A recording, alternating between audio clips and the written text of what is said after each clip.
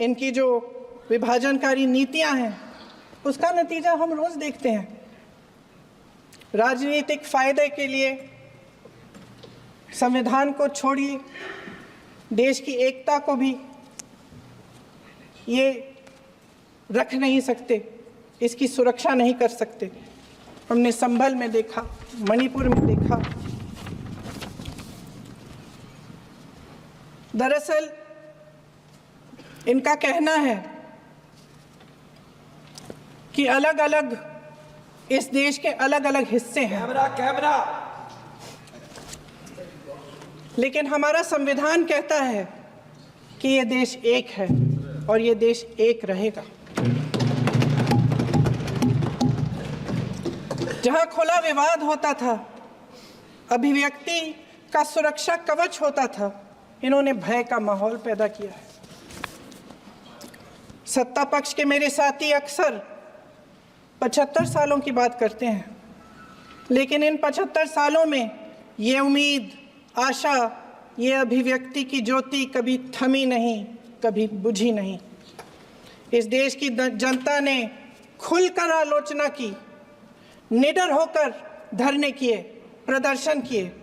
जब जब जनता नाराज हुई तब तब सत्ता को ललकारा, उसे चेतावनी दी, बड़े से बड़े नेताओं को कटघरे में खड़ा किया, उनसे जवाब मांगा, न्याय मांगा।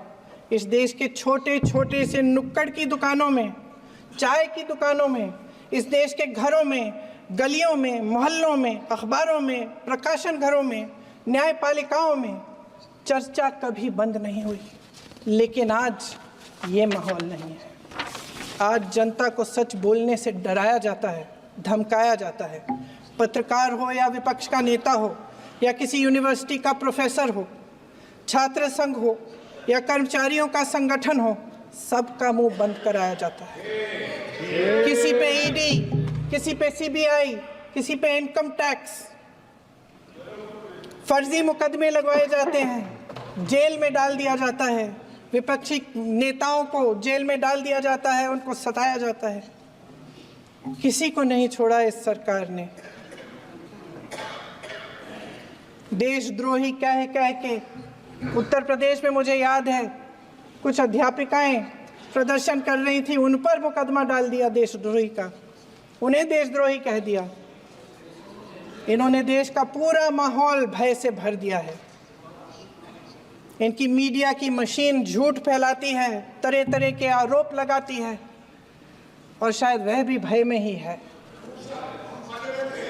महोदय, मैं इस सदन को याद दिलाना चाहती हूँ कि ऐसा डर का माहौल देश में अंग्रेजों के राज में था। जब इस तरफ बैठे हुए गांधी की विचारधारा वाले लोग आज़ादी की लड़ाई लड़ रहे थे और उस तरफ वाली विचारधारा वाले लोग भय में रहकर अंग्रेजों के साथ साठ-गांठ कर रहे थे। लेकिन अध्यक्ष महोदय, भय का भी अपना स्वभाव होता है। भय फैलाने वाले हमेशा भय का खुद शिकार बन जाते हैं। ये प्रकृति का नियम है। आज इनकी भी यही हालत हो गई है। भय फैलाने के इतने आदी हो गए हैं कि खुद भय में रहने वाले हैं।